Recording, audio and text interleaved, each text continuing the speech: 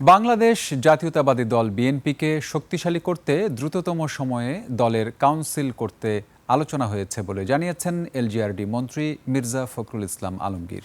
তবে কাউন্সিল হতে কয়েক মাস সময় লাগবে বলেও জানিয়েছেন তিনি। শনিবার বিএনপির চেয়ারম্যানের কার্যালয়ে প্রধানমন্ত্রী তারেক রহমানের সভাপতিত্বে বিএনপির স্থায়ী কমিটির বৈঠকে সদস্যদের বৈঠক শেষে এ কথা বলেন তিনি। দলের সাংগঠনিক বিষয়ে বিস্তারিত আলোচনা হয়েছে বলে জানান তিনি। বৈঠকে সরকারের ৪৭ দিনের কার্যক্রম নিয়েও আলোচনা হয়েছে। স্থায়ী কমিটির সদস্য মির্জা আব্বাস ছাড়াও বৈঠকে অন্যান্য সদস্যরা উপস্থিত ছিলেন।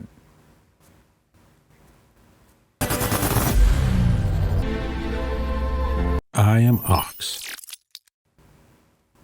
দলকে অ্যাক্টিভেট করার জন্য এবং দলের যে রেগুলার কাজকর্মকে চালু রাখার জন্য আমরা আজকে আমাদের দলের চেয়ারম্যান এবং প্রধানমন্ত্রী স্ট্যান্ডিং কমিটির মিটিং ডেকেছিলেন।